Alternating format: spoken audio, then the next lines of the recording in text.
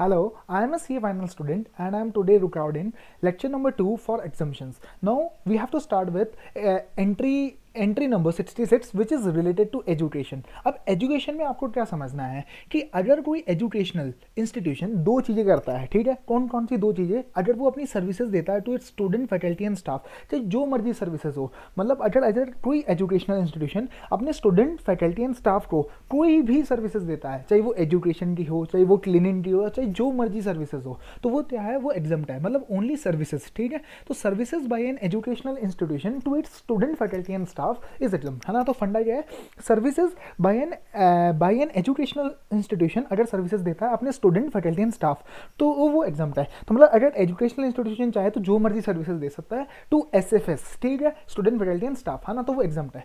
अगर कोई educational institution अपने स्टूडेंट्स को सर्विसेज नहीं देता लेकिन उन बंदों को सर्विसेज देता है bye way of conduct of entrance examination, अब एंट्रेंस एग्जामिनेशन लेता है, तो अब आप समझो वो स्टूडेंट्स तो हुए नहीं उनके, तो अब इसे स्पेसिफिकली कवर किया गया और बोला कि बाय एन एजुकेशनल स्टूडेंट, है ना, by way of conduct of entrance examination against consideration in the form of entrance fee, मतलब एंट्रेंस फी लेता है और एंट्रेंस एग्जामिनेशन करवाता है। मतलब मान लो आप स्कूल में एडमिशन के लिए गए, अब उन्होंने आपका टेस्ट लिया, तो अब आपने जो पैसा दिया, ठीक है, अब एजुकेशनल इंस्टीट्यूशन आपको सर्विसेज क्या दे रहा है, टेस्ट करवाने की सर्विसेज दे रहा है, ठीक है, अब टेस्ट की सर्विसेज दे रहा है, लेकिन आप उसके स्टूडेंट फैकल्टी एंड स्टाफ में से नहीं हो, तो वैसे तो इस पर टैक्स लग जाता, लेकिन एंट्रेंस एग्जामिनेशन के लिए अगर आप कुछ भी पैसा लेता है एजुकेशनल इंस्टीट्यूशन तो वो माफ है ना। तो services by an educational institution bye way of conduct of entrance examination is exempt, है ना।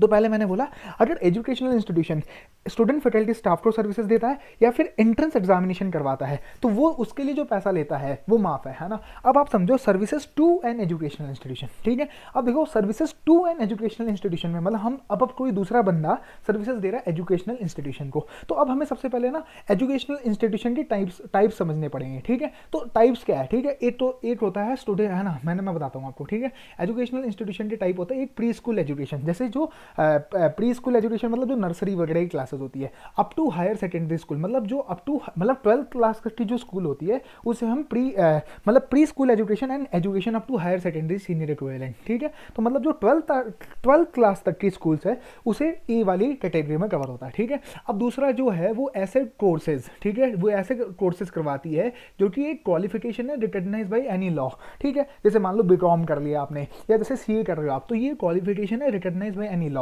ठीक है। और तीसरा है अप्रूव्ड वोकेशनल एजुकेशन कोर्स, ठीक है, अप्रूव्ड वोकेशनल एजुकेशन कोर्स, ठीक है। अब आपको ये समझना है, अब आपको समझना है कि 5 टाइप की सर्विसेज है और 3 टाइप के एजुकेशनल इंस्टीट्यूशन है, 5 टाइप की सर्विसेज है, 5 टाइप की सर्विसेज है और 3 टाइप के एजुकेशनल इंस्टीट्यूशन है, ठीक है। अब आप समझो जो पहला एजुकेशनल इंस्टीट्यूशन है उसके लिए 4 सर्विसेज है, जो दूसरा एजुकेशनल इंस्टीट्यूशन है उसके लिए 2 सर्विसेज है और जो तीसरा एजुकेशनल इंस्टीट्यूशन है उसके लिए 1 सर्विसेज है, ठीक है। ये आपको समझना। अब मैं आपको बताता हूँ मैंने क्या बोला। सबसे पहले हमने कौन सा एजुकेशनल इंस्टीट्यूशन पढ़ा, pre school education and up to higher senior secondary equivalent. तो इसके लिए 4 सर्विसेज, 4 कौन कौन सी, 4 मैं आपको याद करवाता हूँ, बहुत आसान है। 4 कौन कौन सी, 4 है। एक तो है पहले क्लीनिंग की सर्विसेज, ठीक है। अब आप देखो यहाँ पे, ठीक है, अब आप देखो है ना, सिक्योरिटी और क्लीनिंग सर्विसेज और house keeping services performed in such educational institution.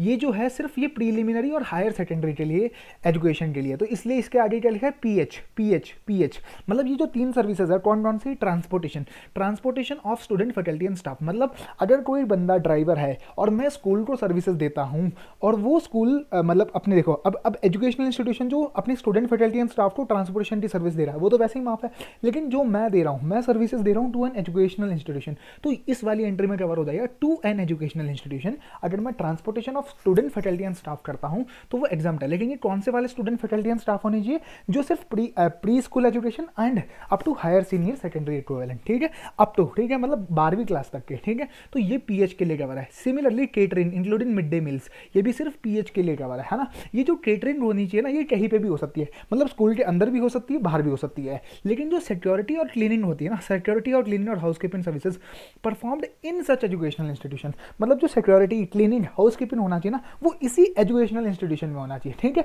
अब आपको पॉइंट माइंड में क्या रखना है, सिर्फ सर्विसेज माफ है, ठीक है। अगर मान लो कोई बंदा गुड्स देता है इन रिलेशन टू केटरिंग, ठीक है, या फिर इन रिलेशन टू सिक्योरिटी या क्लीनिंग, मतलब मैं मान लो मैं डिटर्जेंट पाउडर लाता हूँ, ठीक है, तो अब क्या होगा, वो गुड्स माफ नहीं है, सिर्फ क्या माफ है, सिर्फ सर्विसेज माफ है। अगर मैं सिक्योरिटी या क्लीनिंग के लिए डिटर्जेंट पाउडर राउटर लाता हूँ, तो वो क्या है, गुड्स है। तो गुड्स माफ नहीं है, क्या माफ है, सिर्फ services provided to an educational institution. अब देखो पहले 3 पॉइंट में सिर्फ PH है, ठीक है, पहले 3 पॉइंट में सिर्फ PH है, मतलब preliminary, pre school and higher senior secondary equivalent, ठीक है। अब अगला जो पॉइंट है, पहले 3 पॉइंट कौन कौन से, एक तो ट्रांसपोर्टेशन का पॉइंट, दूसरा केटरिंग का पॉइंट, केटरिंग जहां मर्जी हो सकता है, चाहे एजुकेशनल इंस्टीट्यूशन में भी हो सकता है, बाहर भी हो सकता है, और तीसरा पॉइंट जो है वो सिक्योरिटी या क्लीनिंग का सर्विसेज है या हाउस कीपिंग सर्विसेज है, वो उसी एजुकेशनल इंस्टीट्यूशन में होनी चाहिए। और सिर्फ क्या माफ है, सिर्फ सर्विसेज माफ है, गुड्स माफ नहीं है, ठीक है।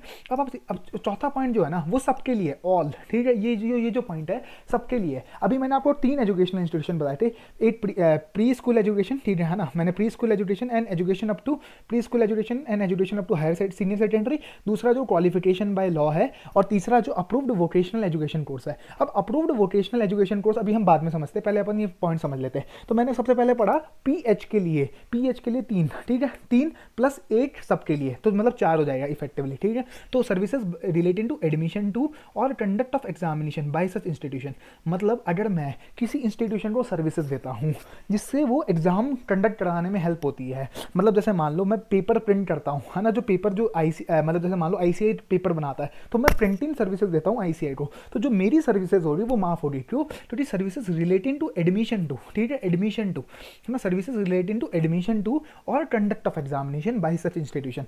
सर्विस रिलेटिंग टू एडमिशन, या तो मैं एडमिशन से रिलेटेड सर्विसेज दे रहा हूँ, मतलब एडमिशन से रिलेटेड मैं कोई टेस्ट बना रहा हूँ, या फिर मैं कोई एग्जामिनेशन टेस्ट बना रहा हूँ, तो वो दोनों माफ है। लेकिन क्या माफ है, सिर्फ सर्विसेज माफ है।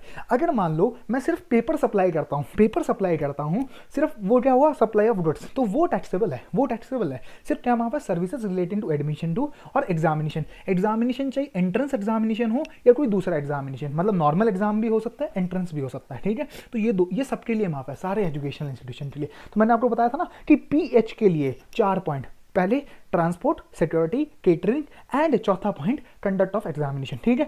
अब मैंने दूसरे एजुकेशनल इंस्टीट्यूशन जो क्या था, लॉ वाले के लिए क्या क्या पॉइंट है, एक तो ये वाला है एडमिशन टू और एग्जामिनेशन, और दूसरा पॉइंट जो है वो ऑनलाइन एजुकेशनल जर्नल्स या फिर पीरियडिकल, मतलब अगर कोई कॉलेज जो कि qualification recognise by law provide कर रहा है, तो वो अगर ऑनलाइन एजुकेशनल जर्नल देता है तो वो माफ है, ठीक है।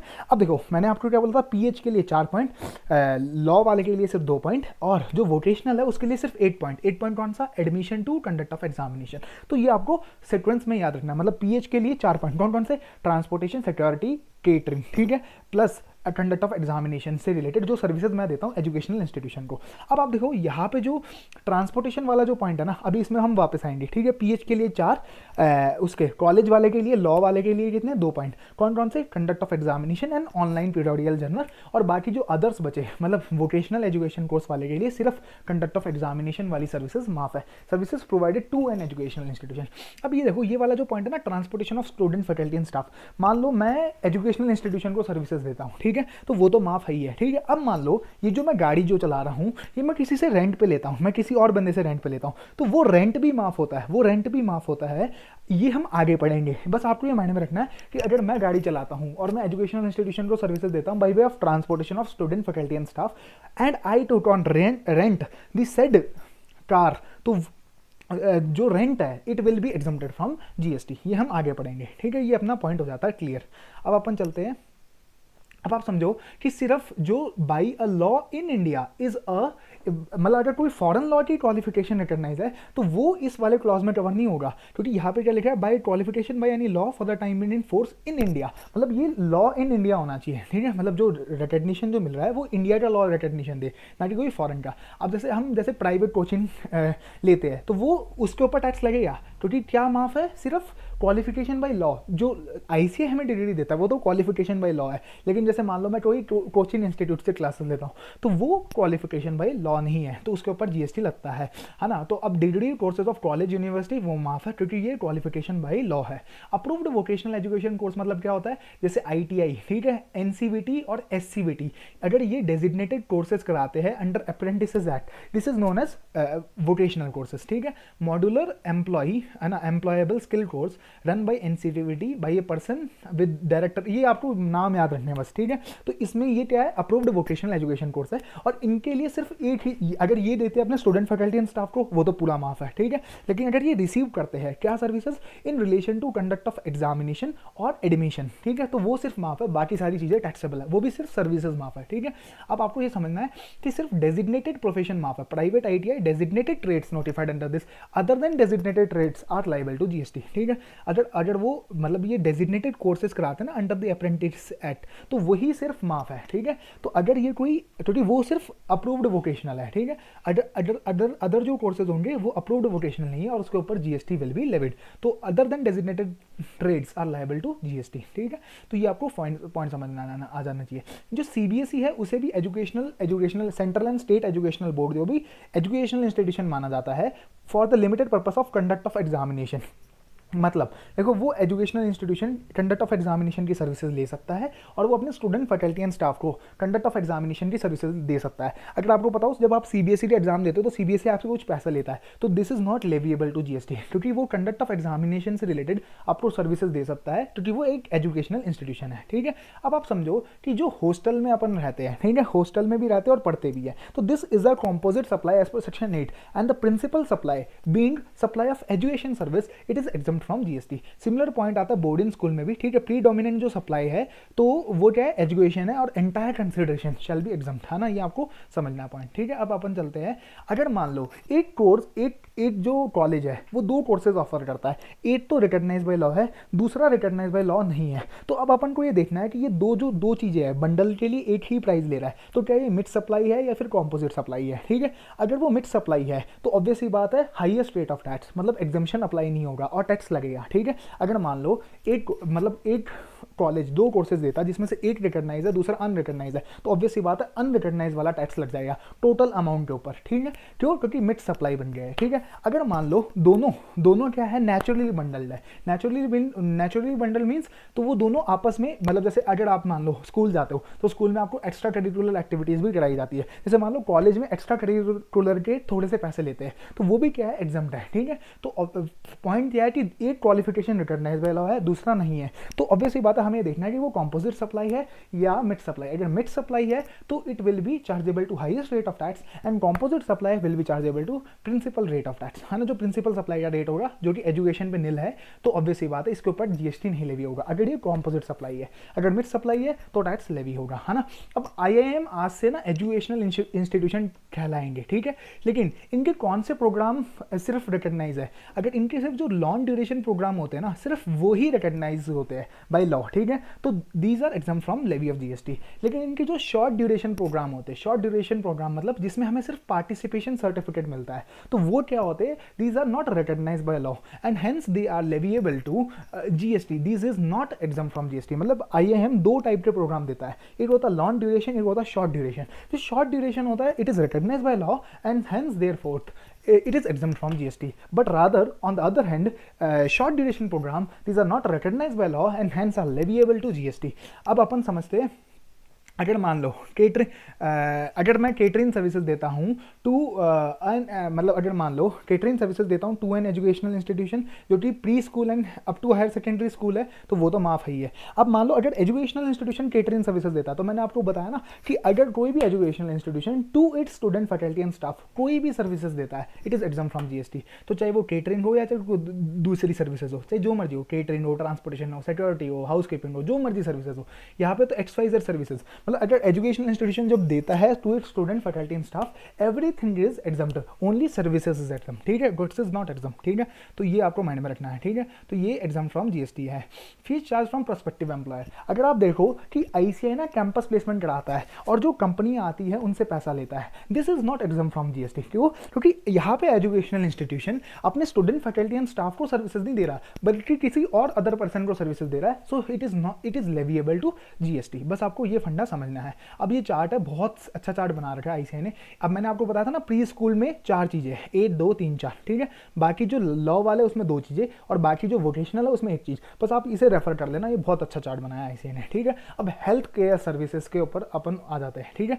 हेल्थ केयर सर्विसेज में क्या होता है, अगर मान लो कोई veterinary clinic health care services देता है इन रिलेशन टू एनिमल्स और बर्ड, तो ये माफ है, ठीक है। अब देखो health care services by a cap clinical establishment A से authorised medical practitioner and P से पैरामेडिक्स, ठीक है। तो health care services by cap is exempt from GST, है ना। अब अपन चलते हैं यहाँ पे services provided by way of transportation of a patient in an ambulance is exempt from GST. तो मतलब अगर आप देखो health care services by cap is exempt from GST and transportation of patient in an ambulance by anyone whether it be a cap or not, है ना, it is exempt from GST। तो transportation of patient in an ambulance is exempt from GST. तो अब देखो मैंने बताया आपको veterinary clinic अगर in relation to health care of animals और बर्ड देता है तो it is exempt from GST and health care services by cap is exempt from GST and transportation of patients in an ambulance is exempt from GST whether given by cap और by any other person, है ना। तो ये आपको समझ आ जाता है। अब अपन चलते हैं services by way of cord blood bank by way of preservation of stem cells और any other service in relation to such preservation. इसका मतलब क्या हुआ, अगर स्टेम सेल्स का प्रिजर्वेशन के लिए कोई भी हेल्थ केयर सर्विसेज देता है and any other services in relation thereto is exempt from GST. तो अब अपन चलते हैं, अब अपन समझते हैं what do you mean by health care services, है ना। हेल्थ केयर सर्विसेज क्या होती हैं। तो health care service should be in a recognise system of medicine in India. तो ये recognise system of medicine in India में होनी चाहिए, मतलब ये जो सिस्टम है मेडिसिन का वो रिकग्नाइज होना चाहिए। अब मैं आपको याद कराता हूँ जो जो मेथड्स है रिकग्नाइज इन इंडिया, ठीक है। तो ये है allopathy, yoga, naturopathy, Ayurveda, homeopathy, सिद्धा, यूनानी।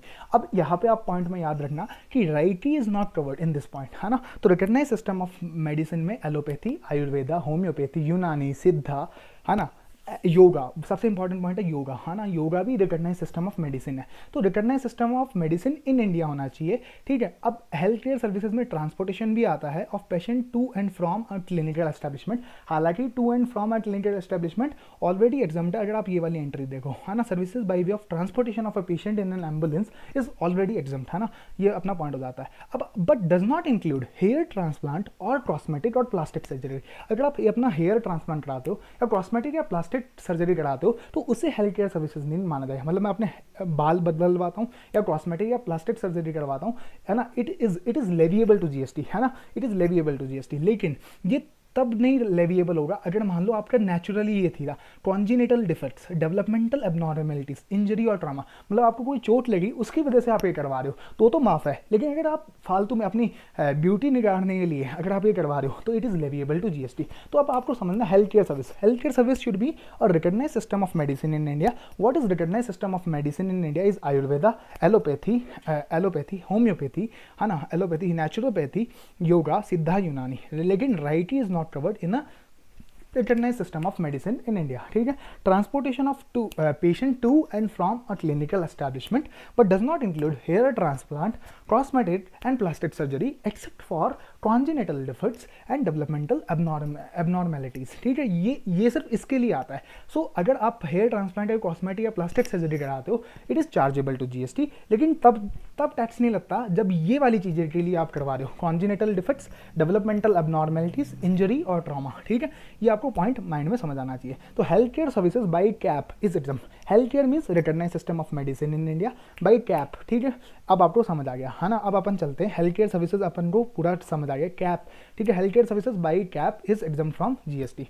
अब अपन को health care services means recognise system of medicine in India, है ना, recognise system but does not include hair transplant, cosmetic and plastic surgery. ये आपके पॉइंट माइंड में हो जाने चाहिए। वेटरनरी क्लिनिक अगर कोई सर्विसेज देता है इन रिलेशन टू एनिमल्स और बर्ड वो भी माफ है। कॉर्ड ब्लड बैंक अगर स्टेम सेल्स का प्रिजर्वेशन करता है तो वो भी माफ है ना। ये आपके पॉइंट्स कवर हो जाते हैं। अब अपन चलते हैं, अब अपन समझते हैं कि अगर मान लो rent of rooms to in patient, अगर मैं मान लो हेल्थ केयर सर्विसेज भी ले रहा हूँ और मैं उनसे वहाँ पे रहने का खर्चा भी ले रहा हूँ तो this is a composite supply and principal supply being supply of health care services it is exempt from GST. अगर इन पेशेंट क्या होता है, देखो दो टाइप के पेशेंट होते हैं, एक जो हॉस्पिटल में एडमिट होते हैं और दूसरा होता है आउट पेशेंट, मतलब जो सिर्फ आते हैं और चले जाते हैं, मतलब वो एडमिट नहीं होते हॉस्पिटल में। जब वो एडमिट नहीं होते अगर renting of room to in patient is exempt from GST, मतलब जो बंदा एडमिट हुआ है उससे आप रेंट चार्जेस ले रहे हो तो it is exempt from GST. अब आप समझो कि क्या होता क्या है, एक हॉस्पिटल है, हॉस्पिटल दे रहा है अपने कस्टमर को सर्विस और जो मैं डॉक्टर हूँ, ठीक है, मैं हॉस्पिटल को सर्विसेज दे रहा हूँ। तो मान लो हॉस्पिटल ले रहा है 10,000 रुपये वहाँ से कस्टमर से मतलब पेशेंट से 10,000 रुपये ले रहा है और मुझे 7500 ही दे रहा है, ठीक है। तो ऑब्वियसली हो क्या रहा है, ऐसे तो मैं हेल्थ केयर सर्विस दे रहा हूँ, लेकिन हॉस्पिटल क्या होता है, क्लिनिकल एस्टैब्लिशमेंट होता है। तो मैंने क्या बोला, दोनों माफ होता है, क्लिनिकल एस्टैब्लिशमेंट भी माफ होता है, ऑथराइज मेडिकल प्रैक्टिशनर, मैं ऑथराइज मेडिकल प्रैक्टिशनर हूँ, तो मैं अगर हॉस्पिटल को सर्विसेज दे रहा हूँ वो भी माफ है, और जो वो उसे दे रहा है वो भी माफ है। मतलब किसी के ऊपर भी जीएसटी नहीं लगेगा, भले ही हॉस्पिटल 10,000 रुपये लेता हो और मुझे सिर्फ 7500 देता हो, मतलब no GST will be levied on retention money by hospital. तो इसमें हो क्या रहा है, हॉस्पिटल क्या है, क्लिनिकल एस्टैब्लिशमेंट, मैं क्या हूँ, ऑथराइज मेडिकल प्रैक्टिशनर, है ना। तो ये आपका फंडा हो गया। अब अपन समझते हैं food supply to the patient. अगर वो पेशेंट इन पेशेंट है, ठीक है, अगर वो पेशेंट इन पेशेंट है तो ये क्या होगा, composite supply and principal supply being health care services, it is not taxable, it is not taxable. लेकिन अगर मैं ये देता हूँ आउट पेशेंट को, पेशेंट्स नॉट एडमिटेड, मतलब इसे मैं क्या बोल सकता हूँ, आउट पेशेंट, जो आते और चले जाते हैं, या फिर कोई अटेंडेंट या विजिटर, मतलब मान लो कोई बीमार है, उसके साथ में कोई उसके घर वाले आए, तो या तो उसे देता हूँ, या ऐसा पेशेंट जो एडमिट नहीं होता है, तो दीज आर टैक्सेबल, ठीक है, तो दीज आर टैक्सेबल। अब ऑब्वियस ही बात है, अगर मान लो ये मैं किसी से फूड एंड सर्विसेज की सर्विस लेता हूँ और आगे देता हूँ, तो ऑब्वियस ही बात है, मैं उस मतलब जब मैं लूँगा तो वो तो मेरे को ऑब्वियस ही बात है ना, टैक्स चार्ज करेगा, क्योंकि services provided to an clinical establishment और ऑथराइज मेडिकल प्रैक्टिशनर और paramedics is not exempt, services provided by cap is exempt, ठीक है। तो मतलब अगर मुझे कोई फूड या फूड देता है या फिर कोई सर्विसेज देता है तो वो एग्जाम नहीं है। What is exempt is when an hospital supply food to in patient, only inpatient, not outpatient, not attendants और विजिटर। तो अटेंडेंट और विजिटर या फिर आउट पेशेंट को टैक्सेबल होता है, ठीक है। अब आपको ये भी पॉइंट समझ आ जाएगा। Service other than health care services in clinical establishment provided, अगर मान लो मैं अपने हेल्थ वहाँ पे एडवर्टीजमेंट के बोर्ड लगाता हूँ, जैसे मान लो मेरा हॉस्पिटल है, ठीक है, अब मैंने बोला वहाँ पे एडवर्टीजमेंट के वो लगा दे पर्चे, तो this is leviable to GST, this is not exempt from GST. What is exempt is health care services and this is not within the ambit of health care services because this is not recognised by medicine system in India, क्योंकि ये advertisement services है and this is leviable to GST, है ना। अब हमारा यहाँ पे हमारी एजुकेशनल और हेल्थ केयर सर्विसेज भी कंप्लीट हो जाती है।